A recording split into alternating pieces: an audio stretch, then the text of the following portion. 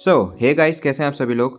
YouTube counselling round 3 ख़त्म हो चुका है और इसी के साथ यूट्यूब के रेगुलर राउंड जो हैं वो ख़त्म हो गए हैं। अब बारी है स्पॉट राउंड्स की।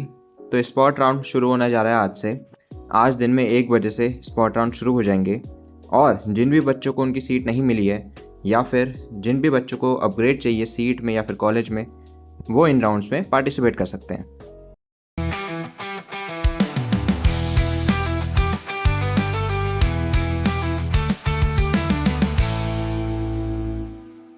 तो चलिए मैं कुछ डिटेल दे देता हूँ आपको स्पॉट काउंसलिंग के बारे में। सबसे पहले जो इसका रजिस्ट्रेशन है राउंड 1 के लिए, वो आपका ओपन रहेगा 13 जुलाई से लेकर 15 जुलाई तक और इसका जो रिज़ल्ट आएगा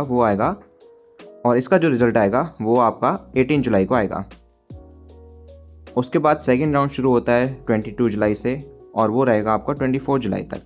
27 को आपका सीट अलॉट हो जाएगा और उसके बाद 27 से लेकर 29 जुलाई तक आप रिपोर्टिंग कर सकते हैं। तो आइए चलते हैं इसकी प्रोसेस के बारे में थोड़ा जान लेते हैं। सबसे पहले जो स्पॉट राउंड की फ़ीस है वो 2000 रुपीज़ है उन बच्चों के लिए जिन बच्चों ने अभी तक पार्टिसिपेट नहीं करा है या फिर वो बच्चे जिनको अपनी सीट अपग्रेड करानी है। लेकिन अगर आपको अभी तक कोई भी सीट अलॉट नहीं हुई है तो आप स्पॉट के फर्स्ट राउंड में फ्री में अप्लाई कर सकते हैं।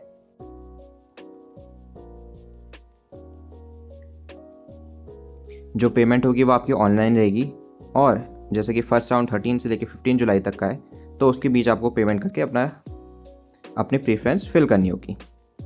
इसमें एक इम्पॉर्टेंट चीज़ ये है कि अगर आपकी जो सीट है वो अपग्रेड हो जाती है तो आपकी जो पिछली सीट होगी वो कैंसिल हो जाएगी, जैसे कि हमने पहले भी बात करी थी।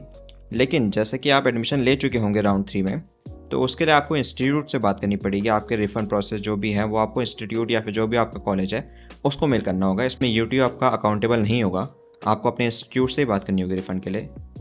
आप उनको मेल करिए, उनको कांटेक्ट करिए, वो आपका रिफ़ंड दे देंगे। और जिस भी सीट में आपका एडमिशन हुआ है स्पॉट राउंड के बाद, उसमें आपको दोबारा से एडमिशन फ़ीस देनी होगी। और अगर आपको फिर भी कोई डाउट रहता है तो आप इनकी साइट पे जाके, जो इन्हें साइट का लिंक दे रखा है, वहाँ पे जाके मेल करिए या फिर इनके हेल्पलाइन नंबर पे कॉल करके इनसे बात कर सकते हैं। तो चलिए अब थोड़ी सी सीट मैट्रिक्स देख लेते हैं हम। सबसे पहले हम बात करेंगे पन्नगर की। ऑल इंडिया रैंक अगर आपकी है और आप जनरल कैटेगरी से हैं तो CS में आपकी 2 सीटें हैं, इलेक्ट्रिकल में 2 सीट है, इलेक्ट्रॉनिक्स एंड कम्युनिकेशन इंजीनियरिंग में 1 सीट है, प्रोडक्शन में 2 सीटें हैं, IT में भी 2 सीट्स हैं, मैकेनिकल में यहाँ पे 1 भी सीट अवेलेबल नहीं है ऑल इंडिया रैंक के लिए। अब बात करते हैं स्टेट कोटा की। अगर आप जनरल कैटेगरी से हैं और उत्तराखंड से बिलोंग करते हैं तो एग्रीकल्चर में 1 भी सीट अवेलेबल नहीं है।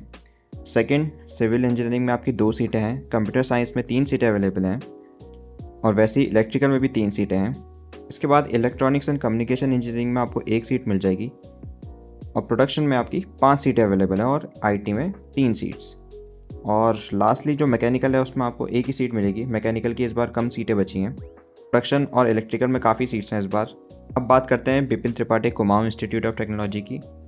तो इसमें भी आप देख सकते हैं जो ऑल इंडिया रैंक है उसमें आपके बायोटेक्नोलॉजी में 2 सीट्स हैं, केमिकल में 1, सिविल में 2, कंप्यूटर साइंस में 3 सीट्स हैं, AI एंड ML में 0 सीट्स हैं, इलेक्ट्रिकल में 4 सीट्स, ECE में 2 सीट्स और बाकी मैकेनिकल में भी इसमें 3 सीट्स हैं और रोबोटिक्स में इसकी 2 सीट्स हैं। इसमें आपकी सबसे ज़्यादा सीट्स हैं वो सिविल और इलेक्ट्रिकल में आपकी 40 और 34। बाकी मैकेनिकल में भी इसमें 37 सीट्स हैं। तो इसमें काफ़ी अच्छा स्कोप है। अगर आपकी लो रैंक है तो इसमें आपका एडमिशन होने के चांसेस बहुत ज़्यादा हैं। अब बात करते हैं GB Pant institute of engineering and technology की। तो इसमें आपकी जो सीट्स हैं वो टोटल सीट मैं बता देता हूँ। इलेक्ट्रिकल में आपकी 12 सीट अवेलेबल हैं, ECE में 8 सीट्स, मैकेनिकल में 19, मैकेनिकल इंजीनियरिंग मैन्युफैक्चरिंग में 30 सीट्स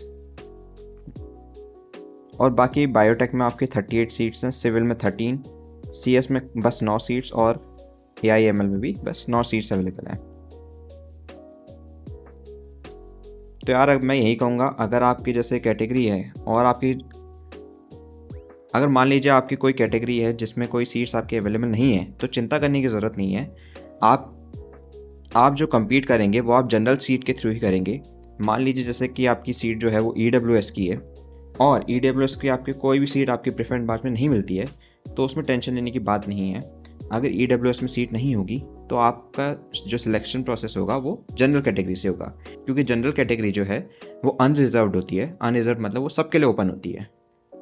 आप आराम से अपना एप्लीकेशन फॉर्म फिल करिए और प्रेफरेंस अच्छे से भरिए।